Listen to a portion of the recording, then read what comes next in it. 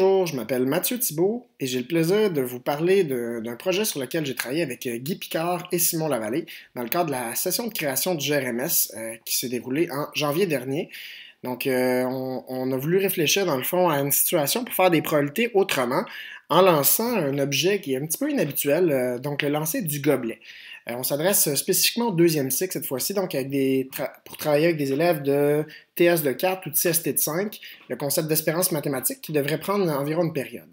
Donc le premier acte, c'est une mise en situation, donc c'est une vidéo sans son, sans aucune parole, où on comprend qu'on a une situation d'un jeu à une mise de 2$ et qu'il faut lancer le gobelet. Puis qu'en lançant le gobelet, il y a différents gains qui peuvent arriver selon la position finale du gobelet. Donc, s'il termine debout, par exemple, on voit que le gain va être de 10$. Donc, l'animateur reprend sa mise de 2$ et le joueur prend 10$. Et là, on peut voir ici, ça continue, on va voir les différentes positions, donc selon s'il tombe sur le côté ou même à l'envers. Donc, les questions qui sortent de ça ensuite, on va essayer de faire ressortir quelles questions les élèves pourraient avoir. Donc, on pourrait se demander, est-ce que le jeu est équitable? Est-ce que ça va être quoi l'espérance mathématique de ce jeu? Donc, ça, c'est les questions qu'on voudrait privilégier, mais soyez prêts à ouvrir à toutes les questions que les élèves pourraient avoir. Vous pouvez même les noter, les questions des élèves, au tableau, en décidant ensuite de privilégier la question peut-être de quelle est l'espérance mathématique de ce jeu, si c'est ce sur quoi vous allez travailler durant la période. Vous pouvez même leur demander de noter leur conjecture initiale sur une feuille. Donc, je pense que le jeu est équitable, ou je pense que ce jeu est favorable aux joueurs. Bon. Donc, et ensuite, ils vont pouvoir mettre à l'épreuve leur conjecture. Donc, l'acte 2, on va aller expérimenter. Donc, c'est là qu'on va aller lancer le gobelet.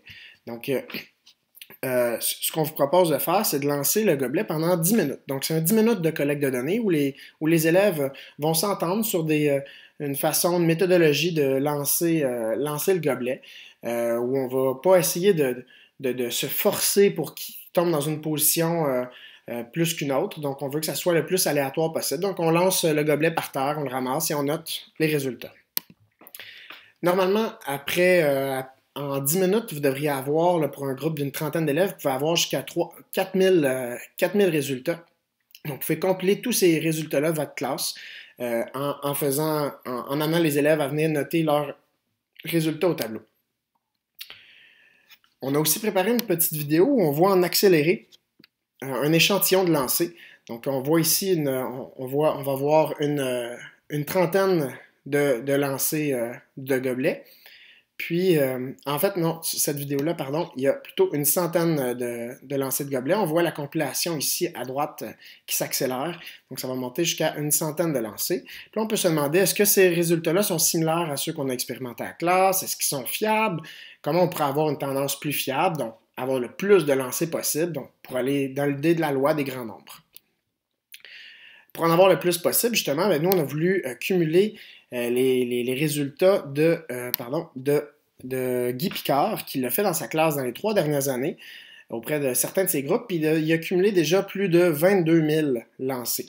Donc nous, ce que vous pouvez faire, c'est comparer vos résultats de classe avec ces 22 000 lancers-là, puis pourquoi pas même venir contribuer à cette collecte de données-là en venant, à partir de ce lien, ajouter le nombre de vos résultats de classe. Donc, c'est tout simple. Dans ce tableur collaboratif, vous n'aurez qu'à écrire votre nom, école, si vous voulez, et le nombre de fois où le gobelet est tombé sur le côté, le nombre de fois où il est tombé debout, le nombre de fois où il est tombé à l'envers. Tout le reste va se faire automatiquement.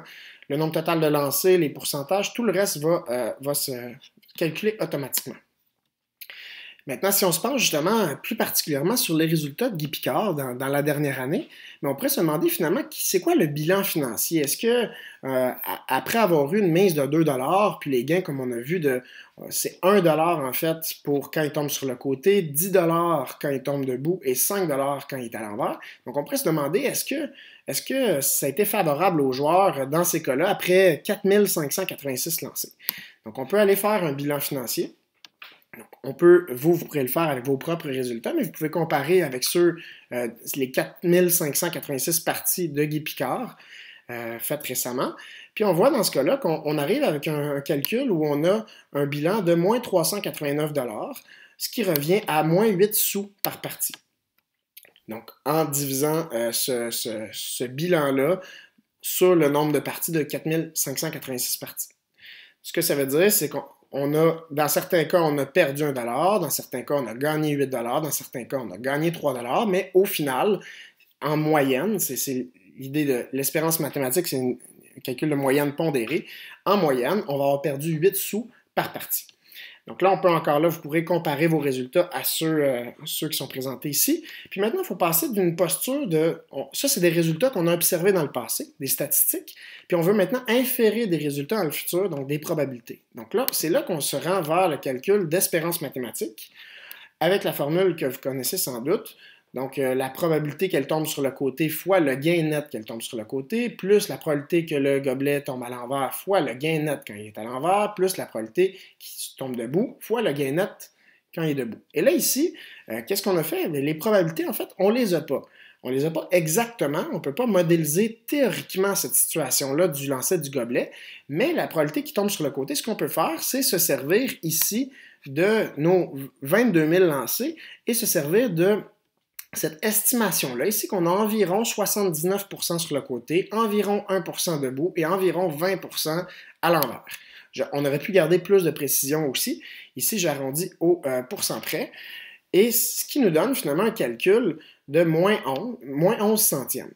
Donc, qu'est-ce que ça veut dire maintenant? C'est super important ensuite de verbaliser qu'est-ce que ça veut dire, cette valeur-là. Donc, en théorie, on peut espérer perdre 11 sous par partie ou on peut s'attendre à perdre 11 sous par partie. Donc, c'est un jeu qui est défavorable aux joueurs puisqu'il est négatif. Donc, on vous souhaite une bonne expérimentation en classe. On a bien hâte de voir vos résultats s'ajouter dans le tableur collaboratif. Ça va être très intéressant de voir le nombre de résultats se décupler comme ça.